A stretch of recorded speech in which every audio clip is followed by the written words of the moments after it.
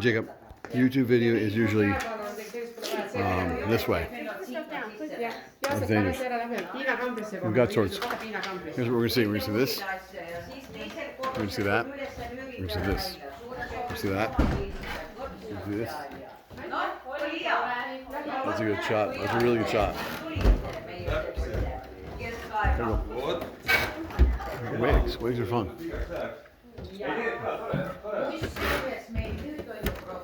We're going into, what is it called? You know, where are we? What are we doing? We're in the castle. Let's go. The castle? It's just the castle, huh? Yeah, the castle. Doesn't have a name by any chance, doesn't have any history. I read it already. It's a Danish castle.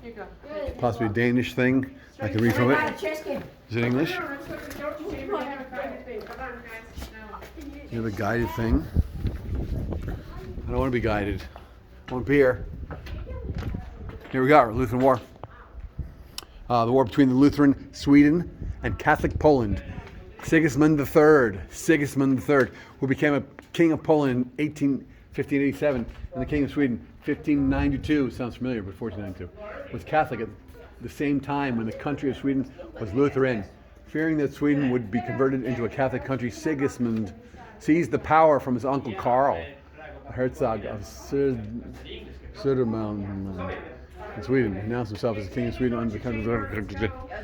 Go. I want to torture stuff. Can I torture my kids?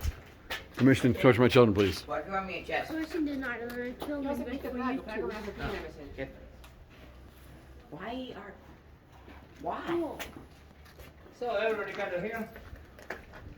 First of all, couple warnings. It's quite dark inside. It takes time when your eyes adjust.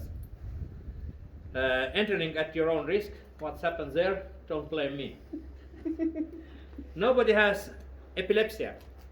No. No? Check your pockets. Nowhere. Okay. Nobody has claustrophobia, fear of closed rooms. No. I have.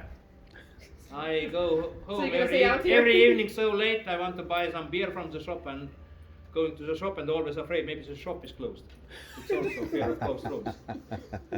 So everybody's ready for you. If you feel in some moment you don't want to be there anymore, too scary, tell me, I will let you out. Okay.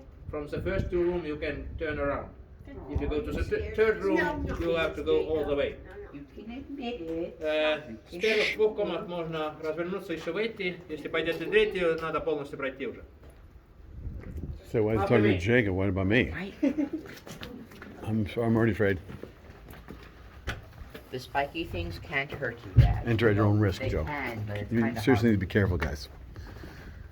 It's dark, ready? Oh, that's cool. This is the disembowelling machine, Jacob. This is the head This is awesome.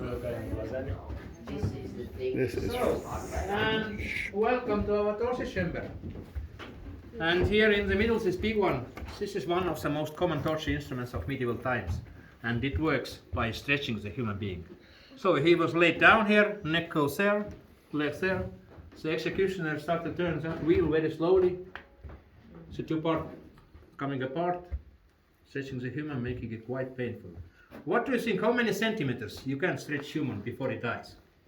20? 30? You are fired. 5? You are too kind.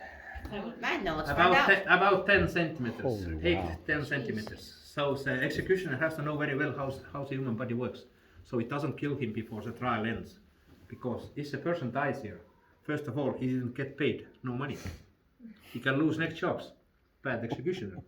And if some important person in town was under investigation and dies here, the executioner himself may be next one who lays down here because of his bad work.